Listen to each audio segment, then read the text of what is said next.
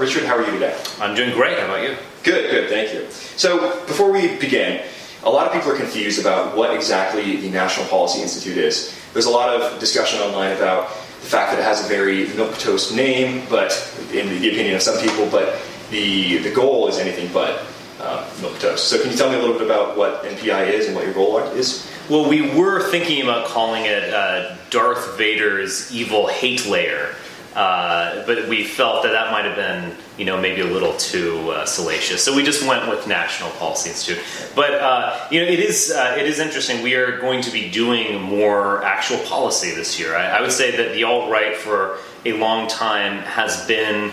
Been more cultural. You could say metapolitical. It's been more metapolitical than it has been political because we haven't been connected to power in any ways, and we have been on the fringes to a great extent. But when NPI was founded, it was actually founded by William Regnery and Samuel Francis. And it was, the idea behind it was to do cultural stuff and scientific stuff, but also to actually form national policy. And we're actually going to be doing more of that this year. I don't think that Donald Trump is going to simply implement anything we produce, but what I think we can do is set the edge of policy, that we can say that this is the idea that the left and the right are not willing to think, and that this is the edge of the Overton window. And I think that's a great thing. But in terms of our interest, it's a 501c3 that does all sorts of projects. And I've just started this new project, which is alt-right.com. And that's a collaboration with people from Arctos and people from really around the world. And that's going to be probably the place where I put most of my energy for the next weeks and months going forward. Cool. So beginning with the cultural phenomenon, the cultural battleground right now. A lot of people describe the NPI, when it's covered, it's almost universally described as racist. They throw the word racist at it, or white supremacist, or any other one of these other scary buzzwords meant to shock people and scare people. So is the goal of the NPI, would you define that as racist? Well, the word racist is one that I certainly would not identify with, and it's just a word I avoid because it's not a real term. It doesn't really mean anything. It's extremely vague, and it's always a pejorative. So it's basically, and it was invented as such. So it's basically, Sarah Palin's racist. This institution is racist. America is racist. Right. Blah blah blah. But then also, when they use it personally, it's a way to silence someone. And it's a way to make sure that someone is socially ostracized, that you don't listen to them. I think Peter Brimlow is usually given credit for this, that a racist is someone who's winning an argument with a liberal. I think there's a lot of truth to that. Although I would probably say that a racist is someone who's winning an argument with a conservative as well. Probably even more likely. But no, it's not a real word. I would say this though, that race is real, race matters, and race is the foundation of identity. And what I mean by that is that race is real in the sense that it is a concept that can be studied. You can be studied genetically, it can be studied historically, and so on. Race matters in the sense that race isn't just say eye color, that not a big important factor in outcomes. No, race matters tremendously. Race is going to inform society. I would say that almost every issue, political issue, cultural issues, sports, everything almost everything is based in race. Or at the very least, there's a racial component to the way that we think about things. So obviously, race matters tremendously in everything. Race is the foundation of identity. I would say that that's a kind of more of a touchy-feely version of this, but it's maybe the most important one, and that is that we understand ourselves as coming from someplace. We understand ourselves as being part of a bigger story. We're part of Europe. We're part of this big European story that traces back to prehistory, that includes the Greece and Rome, that includes the Middle Ages and the tumults that came afterward, that includes coming to America and so on. We're part of this big, you can say a big narrative about who we are. We aren't just individuals. We aren't just some, raceless, genderless soul or brain existing in the world, interacting with others. No, there's a root. We have roots, and in a way, you have a race whether you want to or not. because oftentimes our adversaries say, well, define us. So someone could basically say, and you see this among liberals many times in college campuses, they'll be like, ooh, I don't have a race. I'm an African ally. And a child of the world, a world citizen. Yeah, a world citizen. I'm a male feminist or whatever. Right. Well, no, your adversaries will say, no, you are wrong. You are a white male. And so in a way, you have an identity whether you like it or not. It's just such a crucial component of existence. Yeah. So talking about race and talking about white identity in those terms will almost inevitably get you labeled as a white supremacist. Now, you've rejected that term. I think that it's pretty clear the differences between being a white supremacist and being someone who talks about white identity, but can you just quickly go over the difference between white supremacy, white identitarianism, and race realism? Sure. Yeah, that's an interesting way of thinking about it. White supremacist is a lot like racist in the sense that it's not a real word. It's just it's thrown out there. But I would say that white supremacists might have more of a objective validity in the sense that white supremacist is like a slave owner or something like that. Someone who wants to lord over other races. There's been a tremendous amount of white supremacy in American history. I would not deny that. There's been a tremendous amount of white supremacy in world history.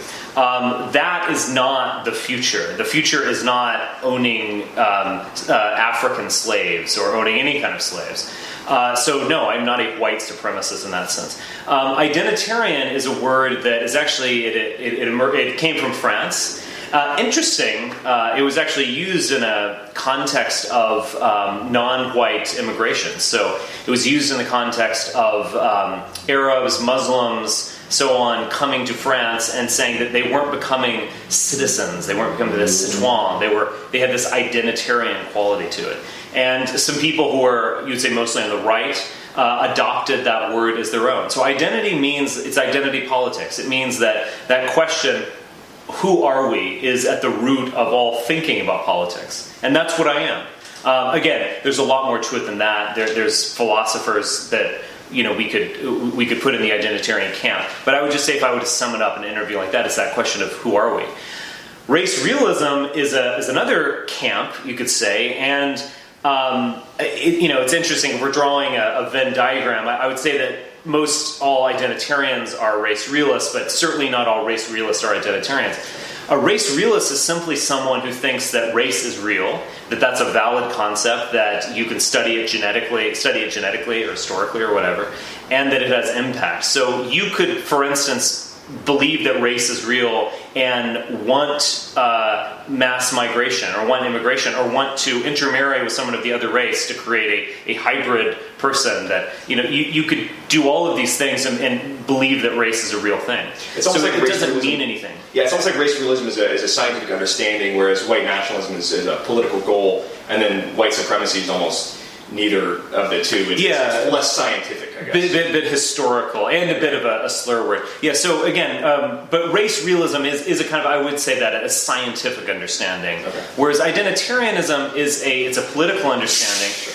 But as I said before, and I say this half jokingly, it is a more touchy-feely understanding of it. It is emotional. Identity is not just a pure, you don't know your identity by looking at your Google 23andMe account. You know what I mean? Like, that's race realism. Google is a race realist organization. We should say that. But in terms of identity, it's something more. It's like, this matters. I want to be part of my family. Yeah, and you talk about that, but oftentimes from the media and from academia, we hear things like that white people have no culture, that white people are culpable for the sins of their forefathers, things like that. But it seems like that pendulum is swinging back in the opposite direction, and that a lot of people are beginning to reject that. So do you think that the media's persistence with that really anti-white narrative and academia's persistence at the same time is having its intended effect anymore? Well, yeah, I mean, I'll say this. If you are under 40 and you are politically active on the right, you are either alt-right or you're alt-right friendly. And I mean, look, obviously there's some exceptions to that, but that is the general trend. The alt-right is a young man's movement. People who are, I'm 38. But anyway, people who are my age and younger are aware of all this stuff. They know who I am. They know who, they know what these ideas are. They have maybe a glimpse of what like the French New Right is and so on. This is a growing movement, and I would say precisely because we have gone through indoctrination all over these years. I mean, I am older than a lot of alt-rightists, but in the late 90s, early 2000s, the kind of indoctrination I faced in college was pretty much the same. Maybe not as intense as it is now, but it is pretty much the same.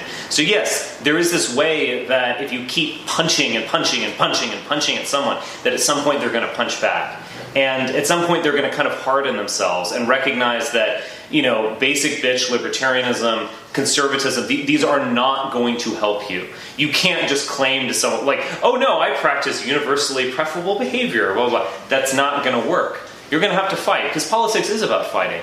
That's what libertarianism kind of gets it all wrong. And Murray Rothbard described libertarianism as it's a political doctrine. You could have any culture underneath it.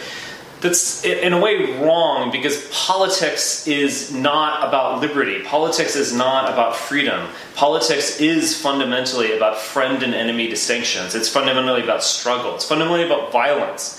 And I say that with a little bit of hesitation, but the truth is the politics is about the state. The state is able to use power. The state is able to legitimately engage in violence. So politics is a dangerous sport, you could say. And it's not about liberty. We need to understand that. So if we're going to have a politics for the future, we need to be aware that it must be about power. It must be about the struggle. It's not going to be about freedom. Did you at one point consider yourself to be a libertarian? I know a lot of people in the alt-right did. A lot of people in the alt-right. I'm not.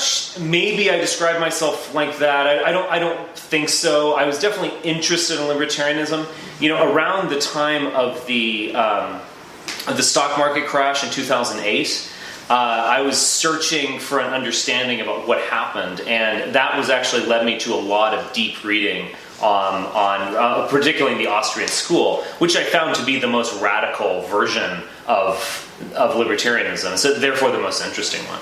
And I have respect for Rothbard. I have certainly high respect for Hans Hermann Hoppe and so on, Lou Rockwell, those people. I'm not one of them, but Tom Woods is another guy who does some interesting stuff. I'm not one of them, but I do find value in what they do.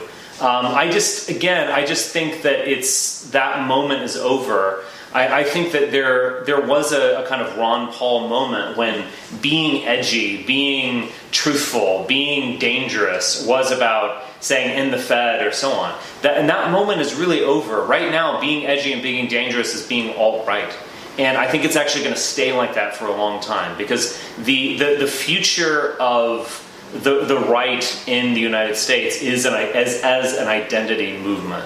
It's not as a movement that is based on capitalism or so-called inalienable rights or so on. If the alt-right wants to establish that permanence, what needs to happen? You mentioned before needing to move from the shadows of the internet to the real world. How does that happen? Well, it's going to happen in baby steps, I would say, and in a way, my being here right now is a baby step. This is a private place. You could say it's a kind of it's an office too, but it's also just a place that we want to bring in some people that we want to talk to. It's a place that we can get away from the public sphere and really meet people and get to know them and see if we can influence them. So we've just got to take baby steps. We've got to take them at some point. And I get it that people fear the docs. I mean, they fear having their name out there, and they fear it for good reason. I mean, I don't want to claim victim status, but I mean, the fact is, my mother has been attacked now in her hometown by this nasty woman named Tanya Gersh. And so they will go after your family. They will try to humiliate your family. Most attacks are not violent, although they are willing to do that now.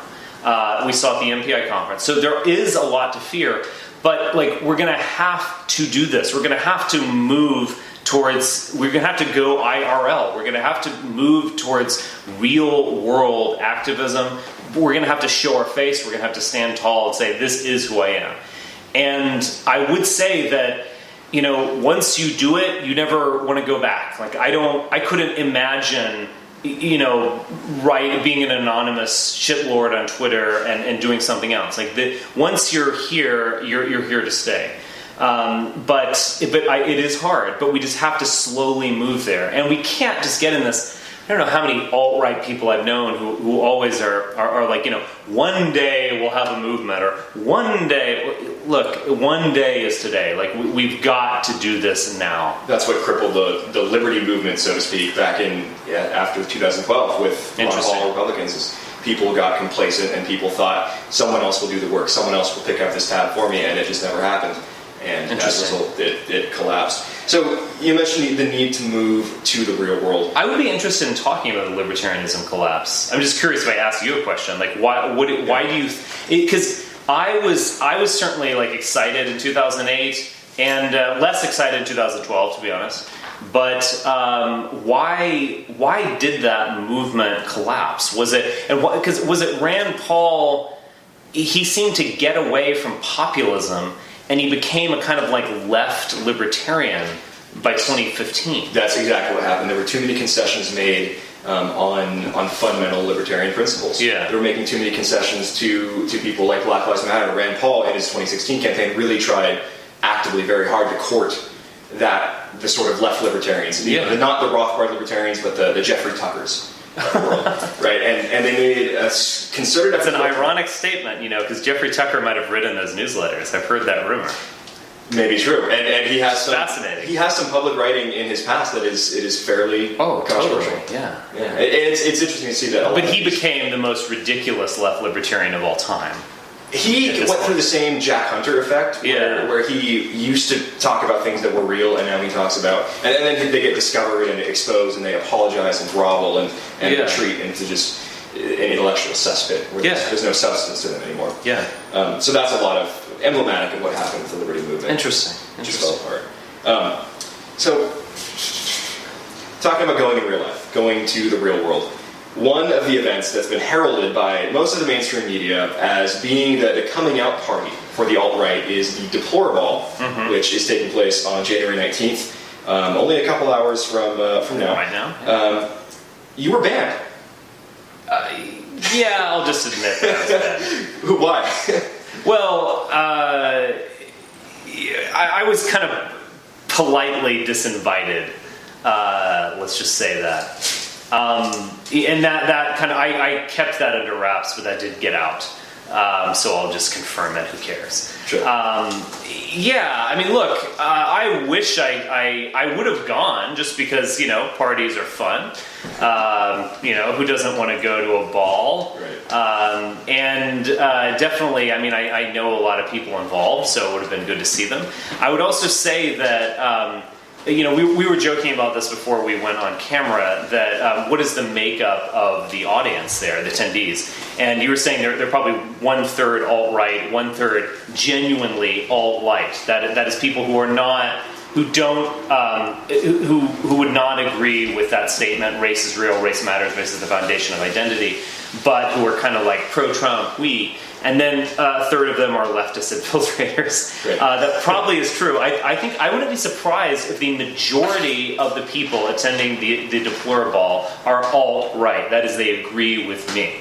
And I think that is fascinating, because one of the fascinating things about the Trumpists, as they call themselves, the alt-right, is that they've hitched their wagon to free speech. Oh, we love free speech, we love that. And yet they are engaging in tremendous amounts of thought policing. You take one step too far and you're gone. Baked Alaska went one step too far and he could not attend. You can't imagine the left doing that. The left would, revel in some wild left-wing activist wearing black leather jackets and, coming in fresh from the street. They would love that. It's like welcome comrade kind of stuff. The right, it's like you say one thing critical of Zionism or something. It's like, I'm sorry, you can no longer attend this party. I mean, it is ironic that is, they are engaging in the most thought policing, yet they claim to love free speech. Do you think they have embraced certain alt-right tendencies because it's cool, not because they really agree with fundamental ideology? It's a good question. I mean, when we're talking about, again, the Trumpist or the alt-lite, I would say that they don't really have any ideology. I think you mentioned that maybe their ideology is Bill Mitchellism, which is, guys, we're here to support Trump. Basically, that's their ideology. Their communist, their Trumpist manifesto is, guys, this is what we're here for, support Trump. They don't have ideology, they don't have ideas. If they have ideas, they're definitely not original from them. They're kind of coming from mainstream conservatism to a degree, but their edgy ideas are coming from us. They're coming from the alt-right, and they are kind of playing footsie with us often. So in this weird way, like, the alt-right or the Trumpists are only interesting because of the alt-right. They're only interesting because they kind of sort of sound like us. Or they kind of, and like Trump himself. Trump is not an identity politician. He's not a white nationalist. But Trump is interesting precisely because he seems to almost be a white nationalist. He seems to pointing in that direction towards identity politics. So it's a similar thing where these people aren't really that interesting on their own. I mean, Mike Cernovich is a brand, and I guess he promotes, a guerrillian mindset of some sort. I don't know what that means. I've heard him say things like, stay calm and rational, like a gorilla. And then taking blue pills. Taking blue pills. So, but the thing is, look, I don't even hate Mike Cernovich. Like he's fine. And he's an amazing tweeter and brand guy and news hound, whatever. That's great. But what does he really believe? I don't know. I don't know what his core beliefs are. I don't know what even a policy platform would be. So there is this emptiness at the heart of it. Lauren Southern, a very nice girl, and I don't really have huge problems with her. But it's basically kind of like Ann Coulter, but I'm 30 years younger. Or, I don't want to insult Ann. Ann Coulter, but I'm 10 years younger. But anyway, there's no real there. And so I don't. And there's only the semblance of there because of the alt-right. Do you think a lot of that was exposed after what is being called Hailgate, right? For those of you who don't know, the moment where at the MPI conference, the Hail Trump, Hail our people, Hail victory. I raised a whiskey glass. And you did not intentionally, at least to my eye, intentionally intend for that to take place. Right. But it did. Yeah. And it brought the media scorn onto the alt-right. And suddenly a lot of these people who had, like you say, played footsie with the alt-right realized these people talk about race. They don't just post Pepes on Twitter and troll journalists. Right. There's something more to it, and they jump ship immediately. Right. Are you thankful for that, looking back? That moment was kind of amazing when you think about it, because that Hailgate moment, and it wasn't really the moment itself, because on Sunday, everyone was in extremely high spirits. Everyone was like, I loved your speech. Oh, this is a great conference. No one thought it was going to happen. But when the video went viral, that was the real Hailgate. So it was 3 days after, basically. Right. Anyway, that Hailgate moment is fascinating because it's this intense ball of good and bad and interesting and complexity. You don't really know what it is. It's an important event. I would say that, there is a benefit towards people wanting to be called alt-right. Even if it's Milo, and Milo never said he was alt-right. He just said he was alt-right friendly or something. But, you have popular mainstream conservatives calling themselves alt-right. You have people who have no idea who I am or any of these ideas are calling themselves alt-right. That's good, you could say. That is positive. We're kind of bringing them in. We're attractive. No one would want to be called a white nationalist or oh, I'm a white nationalist. I don't know what it means, but it sounds good. No, that never would happen. But that alt-right name was kind of bringing people in. It stood for edginess, anti-establishmentarianism, Trump, open-mindedness or whatever. And that's great. It's a great thing. At the same time, it almost had to happen because we needed to kick Bill Mitchell off the bus. And, it's we're not going to become you. we aren't going to become cheerleaders. And I'm sorry, he seems like a perfectly nice man, but he's utterly cucked, and he is a political cheerleader. And we don't want you. Like, this is an identity movement, and sorry, you're either in it or you're off it. And so it all happened real quickly, but I think these are inevitable things that were going to happen. The other thing you could say is, everyone saw this video that was crazy. Well, there's no such thing as bad publicity. Now, there is such thing as bad publicity, being accused of murder or something, it's not good. But in terms of reaching people, we reached more people than we ever had. And many of those people are going to actually take us, they're not just going to look at it and go, wow, they're going to actually read us and think about us. So it was a big ball of complexity. I think there was actually a lot of silver linings. I think it was probably overall a good thing, believe it or not. And it's a good thing because I and our movement in general, we aren't fragile. Like with Hailgate, some other movements, they might break. But we never broke. There was no denunciations, there's no apologies. It was kind of like, look, we were all excited, deal with it. And, more people found out about this. It has not, in terms of like media requests or donations or whatever, believe me, it has not harmed me. So it's just, it was what it was. It was a moment in time. I don't think that we should ever become a neo-Nazi movement. I think that is just a obvious non-starter. And so, look, we don't need to, we don't need to be Roman saluting everywhere. We need to create like scandals in the sense that we're saying things that are powerful, we're demonstrating something that's so powerful that it's shocking people. Because shock is good. I mean, like Ezra Pound said, shock the bourgeoisie. There's something powerful of that. If you aren't shocking average Americans, then you're not doing your job. You need to shock them out of the mental prison. Right. We don't need to be conservatives and claim that we love everyone. Everyone's good, or you're a great American, I'm a great American. What? No. Sometimes you need to shock people. That's what the alt-right is. The alt-right is a vanguard movement, and if you understood it as anything other than that, you misunderstood it. Let's talk about that. Let's talk about the political goals of the alt-right and of NPI and of you. What would be, given the ability to create a society in the United States, in the land that's currently the United States, what would that society look like? Well, I mean, it depends on when we're talking about. I mean, are we talking about a kind of a sci-fi forward projection, or are we talking about what's happening right now, like in the next foreseeable future? Would you support the eventual creation of a white ethno-state in the land that is the United States? In North America, not necessarily in the land of the United States. Yes, I would support eventually a creation of a new kind of political order, an ethno-state. That is a state that is based on protecting my people and our civilization. Now, is that going to happen next Tuesday? Absolutely not. So, and the fact is, an ethno-state is by its very nature, it's a kind of post-American entity. It's something that's just over the horizon. It's not possible, but it's something we need to think about. But in terms of what can we do now, what are some policies that we can do now? Obviously, immigration is a tremendous policy. In your speech at Texas A&M, you stated to a protester that you don't believe that people can just self-identify as one race or another. You addressed it as the Rachel Dolezal question.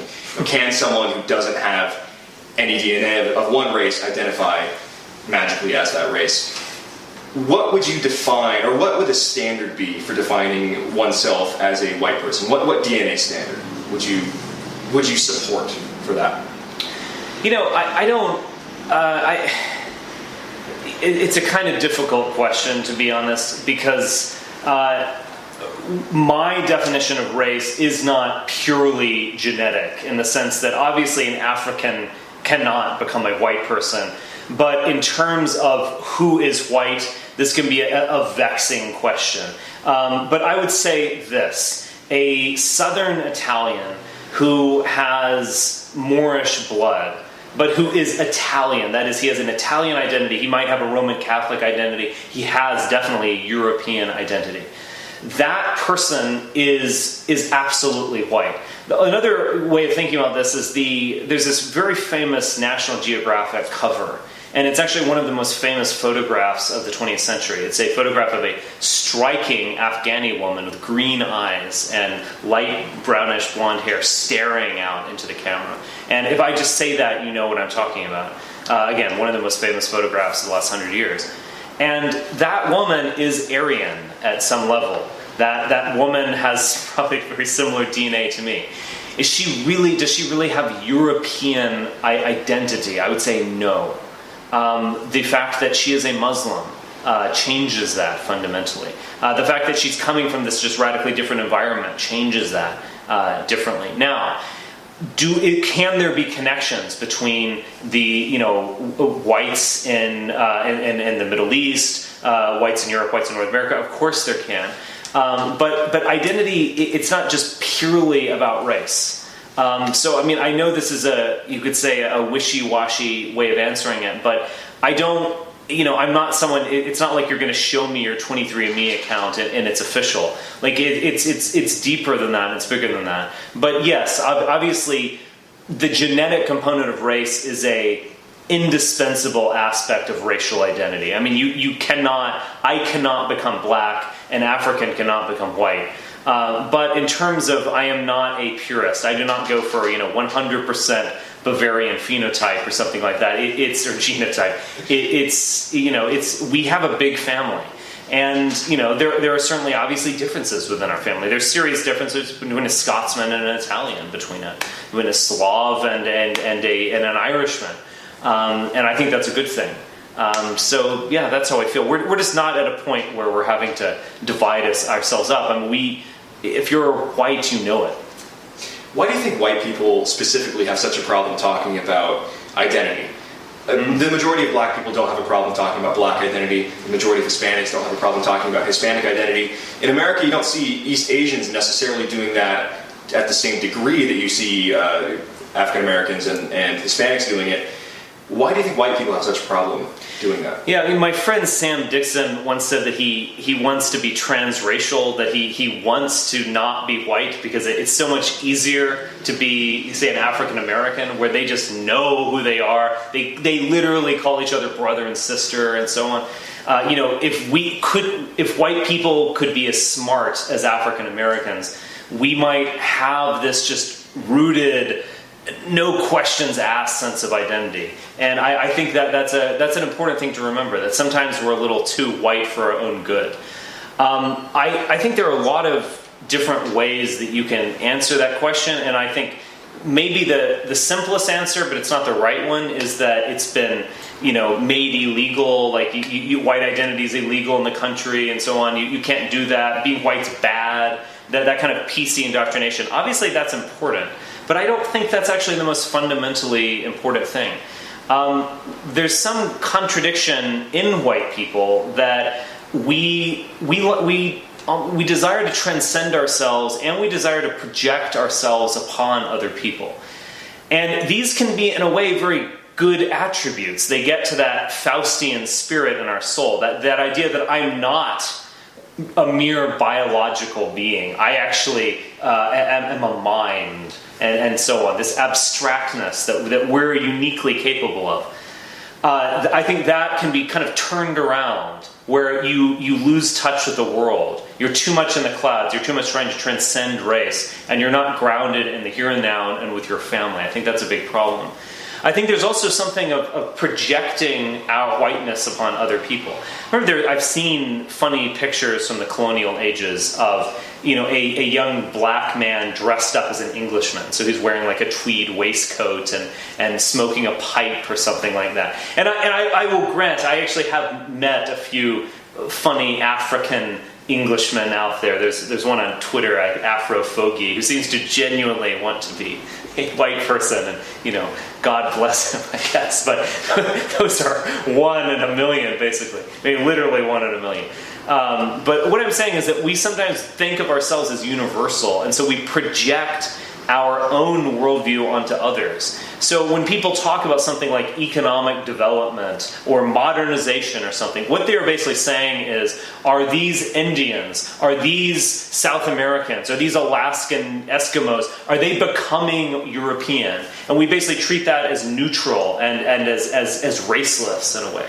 I think we need to understand that what we have really is ours, that European society isn't just neutral. It is something that derives from us. And even other races that have achieved equal levels or even higher levels of economic development, like I'm referring to East Asia, say parts of India and so on, that even if it might resemble a Western country superficially, it's not Western. It's fundamentally moving in a different direction and based on different values. So I would say there's two things. There's PC indoctrination, that's one thing.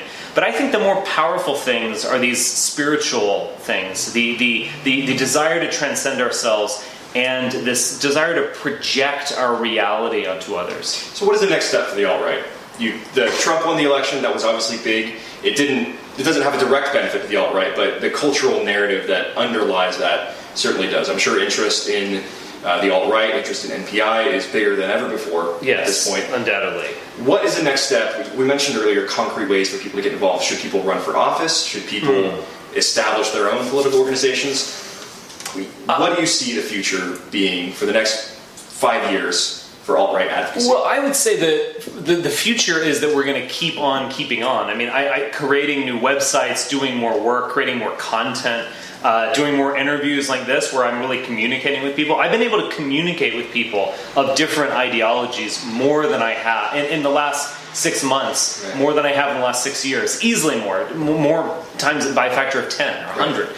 And I think that's great. We need to do that. We need to be there in the public square.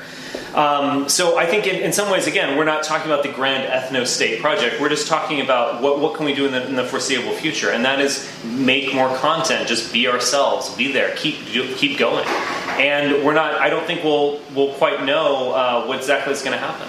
Yeah, could you answer that? That'd be great. Yeah.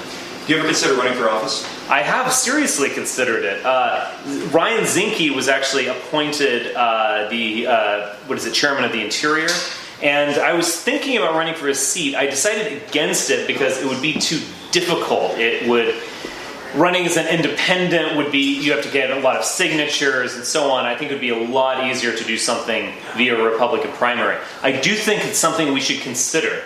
And I know how difficult it will be. I am not a man of illusions. I grasp how difficult could it be. But I would say this. Could you really surprise people? Could you get so many more votes if Richard Spencer ran in Montana than people might imagine? Would it be a media circus where everyone would be talking about these ideas? They'd have to have an opinion on it.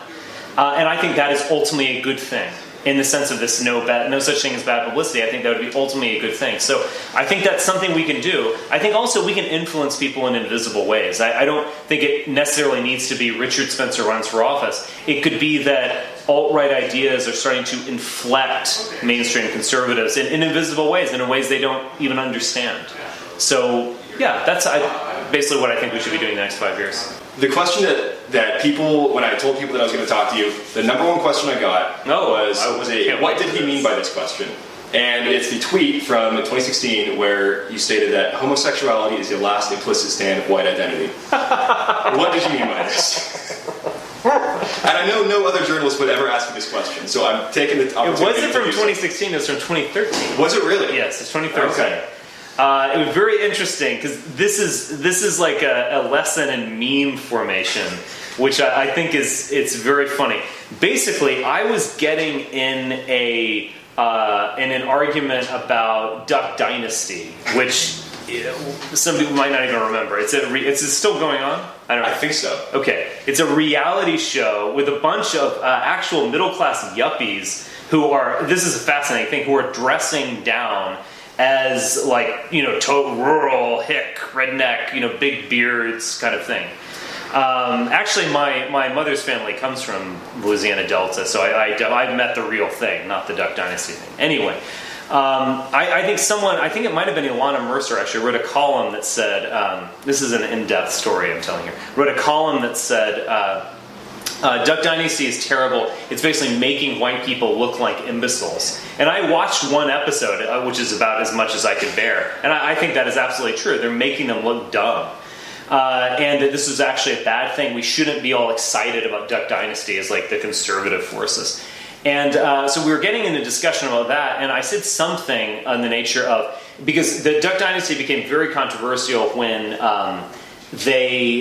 one of the guys said he was against gay marriage. And late 2013, that was that inflection point where you couldn't be against gay marriage anymore, whereas 6 months earlier you could, but now you can't.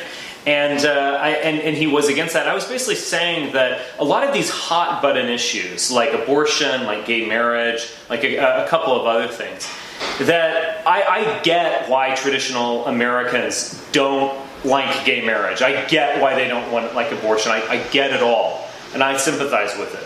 But we actually need to get beyond that kind of stuff. Those are superficial and actually kind of facile hot button issues that aren't getting at the real core of the problem. The real core of the problem is our humiliation as a race and a people. And you could say gay marriage is a part of that, sure. Our humiliation as a race and a people, and our loss of our sense of ourselves, and our displacement. Those are the core issues. And if you're just talking about abortion, you're just talking about gay marriage or whatever, you might as well take up gardening, because you're not getting at the root of the matter. So I said that I should have written anti-homosexuality is the last stand of implicit white identity. That's what I meant. You could flip it around and say that there is a kind of hipster homosexual culture that is very white. I didn't say that, though. It was in the context of that. Then basically, some of these people who hate me, and believe me, I have my haters, not just on the left, actually the most intense ones are on the right. So they're like, oh, he's promoting homosexuality. He thinks that we all identitarians must become gay to save the white race. I mean, absurd nonsense. And if they look at the tweet and they look at the thread, it's just obvious what I was saying. But these people, whether they're mendacious or stupid, I'll let the world decide. But anyway, then it became a meme. And so I kind of went with it. And I think one day I tweeted, it was like 2015 or 2016, I tweeted some funny thing like, what did I tweet? Like, anime is the last stand of implicit white identity. And at that point, it's funny because it was this thing that was dogging me for a while, and I was like, I was basically getting all these tweets, and I was like, listen, I didn't say that. Like, I'm not promoting homosexuality, I'm just making a complicated point. But that didn't help. But once I turned it into a meme and made it funny, then it ended. So now I love it when someone does is the last stand. You could basically say anything. Like, you'd say, bottled water is the last stand of implicit white identity. You can just keep going, and it's really funny. So what's the most absurd thing that we could say? Neckties are the last stand of implicit white identity. It's just, it becomes funny, and so it becomes a meme. I would say anyone, if you're ever dogged by a little controversy, turn it into a meme. Basically own it, and that will end it. Excellent. Well, where can people find your work and your writing and your projects? I would say right now, go to alt-right.com. Alt-right.com, really easy to remember. Excellent. Thank you. Richard Spencer of the National Policy Institute and alt-right.com. Thank you.